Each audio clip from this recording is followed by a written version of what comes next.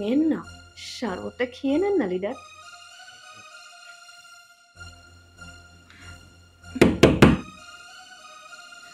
কে আবার এলো এখন?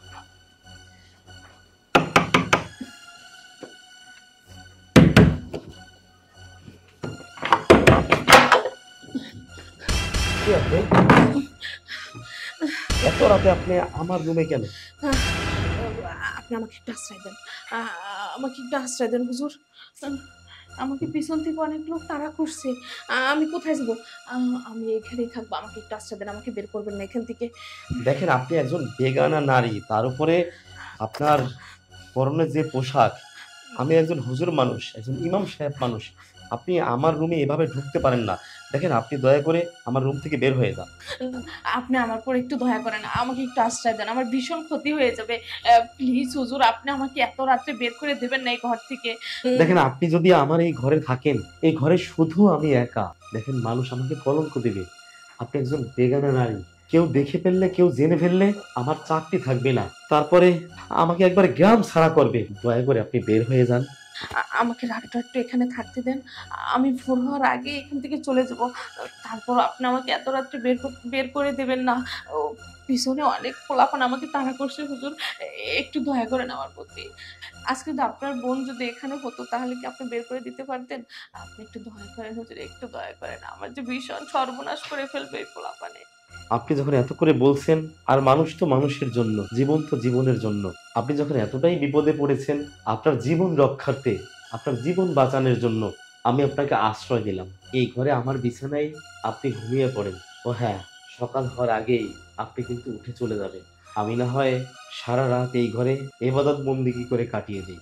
দয়া করে যান, আপনি ঘুমিয়ে পড়েন। আহ, ঠিক আছে হুজুর, আমি যাচ্ছি। আল্লাহ, সবাইকে হেদায়েত দাও। হে আল্লাহ, তুমি কর্ম দিয়েছো পুরুষের জন্য, আর সংসার দিয়েছো নারীর জন্য। আল্লাহ, এই যে একটা বোন আমার ঘরে আসছে, কি নাকি বিপদে পড়ে, আমি জানি না সে কি, সে কোন বিপদে পড়েছে। তুমি তাকে হেফাজত করো। তাকে আমি হয়তোবা কোনো মেহমানদারি করতে পারলাম না, সে বেগানা নারী দেখে, তার না জানি তার কত কষ্ট হচ্ছে ঘুমাতে। আল্লাহ, তুমি আমাকে ক্ষমা করে দিও, আর এই মেয়েকে তুমি সুখী করো আল্লাহ। এই যে মেয়ে আমার ঘরে আশ্রয় নিছে, এই মেয়ের যত বালা মুসিবত সবকিছু তুমি দূর করে দাও আল্লাহ।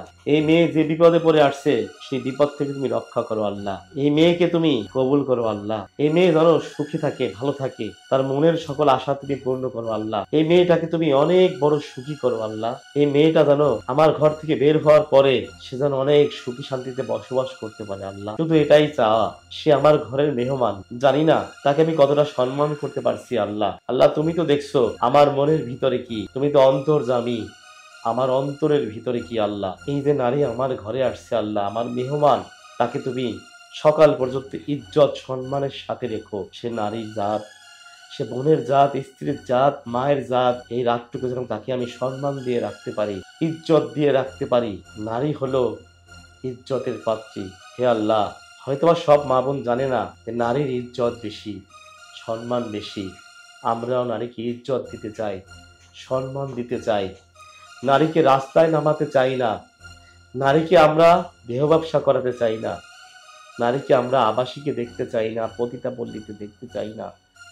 নারীকে পদ্মার সাথে, সম্মানের সাথে দেখতে চাই। আল্লাহ, তুমি কবুল করো। আমিন। আসসালামু আলাইকুম। ওয়ালাইকুম আসসালাম।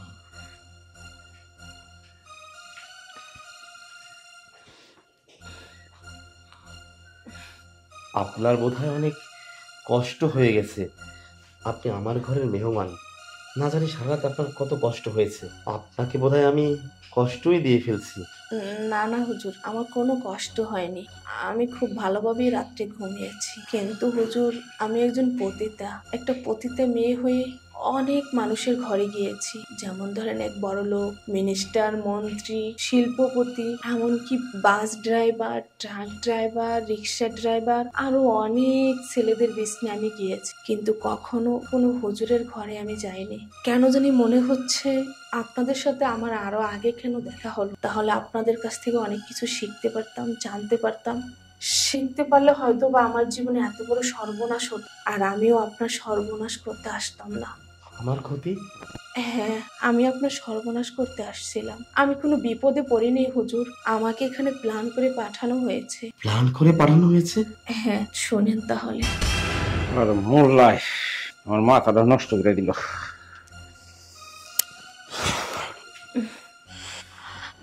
লিডার, শরবতটা খেয়ে কলিজাটা ঠান্ডা করে নেন না, এত টেনশন কেন?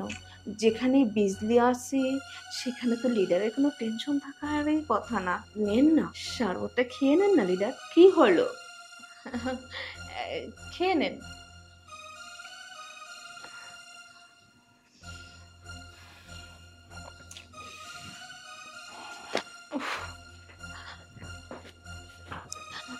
আচ্ছা লিডার, এখন কি হবে বলেন তো? লিডার, আমি আর পারতেছি না। আমি আর কতদিন এই পতিতার কাজ করবো বলেন? আমি ভেবেছিলাম আপনারা মহিলা সংস্কারের একটা কমিশনার বসাবেন আর আমি সেখানকার একটা এমপি হব, কিন্তু সেই আশা তো আমার মাটি হয়ে গেল। মাটি হয়েছে একমাত্র ওই মহল্লার জন্য, মোল্লার জন্য। লিডার, আপনার কিছু করার নেই? কথা বলেন না কেন? এরকম চুপ করে থাকলে আমাদের ব্যবসার কি হবে লিডার? আমি সেই আশায় আপনার পিছ পিছ সারাক্ষণই ঘুরে বেড়াই। এখানে আমার ব্যবসা প্রতিষ্ঠান, ওদিকে কত মেয়ে রয়েছে, তাদেরকে কোনোভাবে আমি চালাতে পারছি না। লিডার, আমার বড় স্বপ্ন, যেভাবেই হোক ওই মোল্লাকে একটা ব্যবস্থা করতে হবে। আপনাকে কিন্তু আমি শরবত খাওয়াইছি আপনার মাথাটা ঠান্ডা করার জন্য। তারপর কি সিদ্ধান্ত নেবেন সেটা আমাকে দ্রুত জানিয়ে দেন। বিজলি, খালি কি তোর একলা সমস্যা রে? মোল্লায় তো আমার ব্যবসা বাণিজ্য সব বন্ধ করে দিছে। এই মোল্লার কথা সবাই, এই যে আমি সুদ খাই, ঘুষ খাই, তখন মতো নারী নিয়ে ফুর্তি করি, সব মোল্লায় তুই ধরছে। এখন তো সব মোল্লার কথা শুনি। তুই রাত মোল্লার রুমে ঢুক, তুই সারা রাত মোল্লার রুমে থাকবি, সকালবেলা আমি আমার দল বল নিয়ে আমি মোল্লার রুমে যাবো, মোল্লারে আটকাবো। লিডার, আপনি ঠিক কথাই বলেন। এখন বর্তমানে দেশটা চলতেছে কাগের উপরে? মোল্লাদের কথা মতো। মোল্লাদের এত বিশ্বাস করে, মোল্লারা যা বলে তাই নিয়েই কিন্তু সবাই নাচতেছে, তাই না? এই মোল্লাদের চরিত্রে যদি কলঙ্ক দেওয়া যায় তাহলে জনগণে এই মোল্লাদের কাছ থেকে মুখ ফিরিয়ে নেবে। তখন রাস্তা একেবারে ক্লিয়ার হয়ে যাবে লিডার। তখন আমার সুদের ব্যবসা শুরু হবে আবার নতুন করে, পতিতালয়ের ব্যবসা শুরু হবে নতুন করে, আবার শিখরেলের ব্যবসা, কালো টাকার সাদা বানানোর ব্যবসা আবার নতুন করে আবার শুরু হবে। বুঝলি, তুই এই কাজটা একটু ভালোভাবে মাথায় রেখে করিস, ঠিক আছে?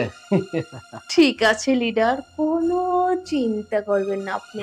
যেখানে বিজলি আছে সেখানে মোল্লার যে কি হবে সেটা তো আসলে বোঝানো যাবে না।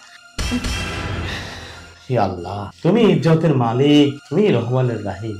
ইজ্জত দেবার মালিক, নেবার মালিক আল্লাহ। তাহলে আমি আসি হুজুর। আচ্ছা, ঠিক আছে। না হলে কিছুক্ষণের ভিতরে তো ওই নেতার লোকজন সব চলে আসবে। আচ্ছা ঠিক আছে।